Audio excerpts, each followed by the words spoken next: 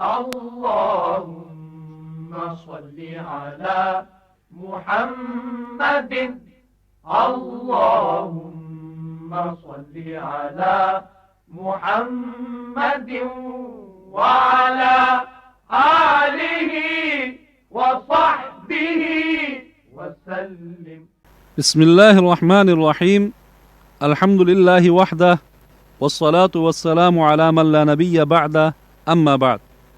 بدر colony خیابان Iqbal Rawalpindi سے جناب مقرب خان قریشی صاحب نے 2 سوالات پوچھے ہیں.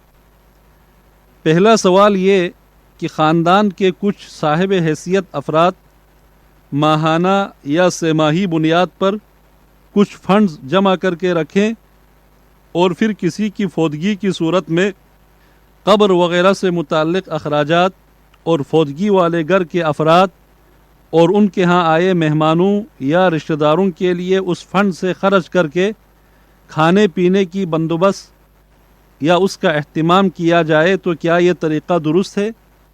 نیز کچھ جگہوں پر نماز جنازہ کی صفیں جب درست کی جا رہی ہوتی ہے تو کوئی سے 2 مقامی افراد شرکائے جنازہ کے سامنے رومال لے کر پھرتے ہیں اور لوگ اس میں حسب توفیق چندہ ڈال دیتے ہیں جس سے قبروں کے تختے اور بلاک منگوائے جاتے ہیں.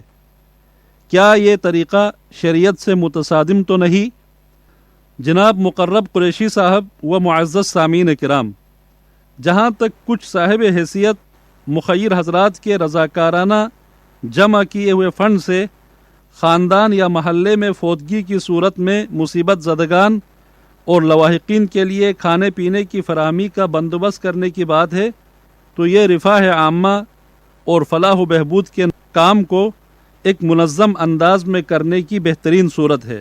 اس میں کوئی حرج نہیں ہے، کیونکہ رسول کریم صلی اللہ علیہ وسلم کا حکم بھی اسی طرح ہے کہ جب کسی کے ہاں فوتگی ہو جائے تو آس پاس اور اڑوس پڑوس کے باقی لوگ ان کے کھانے پینے کا خیال رکھے، کیونکہ غمزدہ گھرانہ فوتگی کی وجہ سے متاثر ہوئے ہوتے ہیں اور انہیں ان ضروریات کے حوالے سے کچھ کرنے میں اپنے عزیز کی جدائی اور اس کی موت کا غم مانع اور رکاوٹ ہے.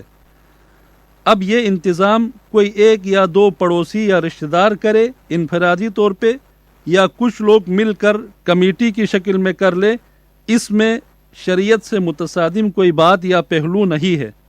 ہاں البتہ یہاں 2 باتوں کا خیال رکھا جانا ضروری ہے. پہلی بات یہ کہ اسے رضاکارانہ اور جذبہ خیرخواہی کے تحت ہی رکھا جائے، زبردستی اور جبر والا پہلو نہ ہو. مثلا یہ شرط اور پابندی نہ ہو کہ اگر آپ ماہانہ یا سالانہ اتنا فنڈ نہیں دیتے ہیں تو ہم آپ کے دکھ اور غم کے موقع پر آپ کو یہ خدمات پیش نہیں کریں گے، بلکہ اس کام کو ہمدردی اور دلجوئی کے اصول پر رکھا جائے اور فی سبیل اللہ یہ کام کیا جائے. دوسری بات یہ کہ اس شکل کو باقاعدہ کوئی فنکشن یا ایونٹ اور رواج نہ بنایا جائے اور دعوتوں اور ضیافتوں والا ماحول پیدا نہ کیا جائے، بلکہ صرف میت کے اہل خانہ اور دور دراز سے آئے سوگواران اور رشتہ داروں کے کھانے پینے کا ہی انتظام کیا جائے اور اسی پر اکتفا کیا جائے.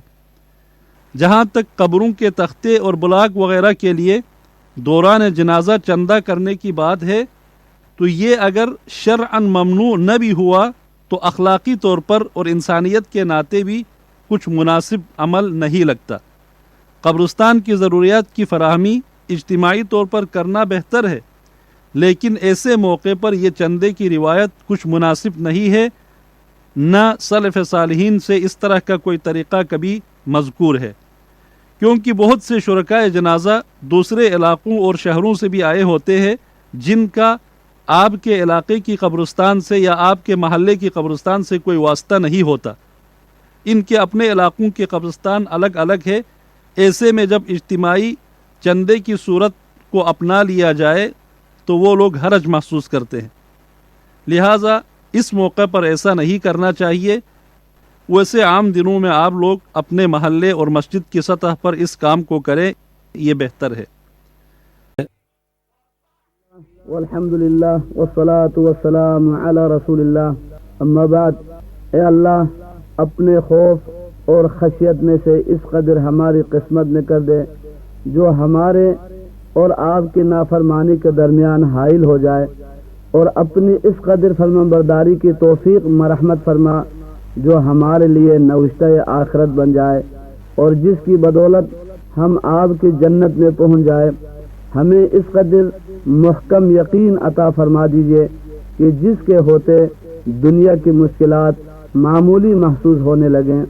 اے اللہ ہمیں ہماری سماعت، بصارت اور دیگر قوتوں سے تا حیات بہرمند رکھ۔ اے اللہ ہمیں ایسے اعمال کرنے کی توفیق عطا فرما جن کا فیض ہمارے بعد میں جاری رہے۔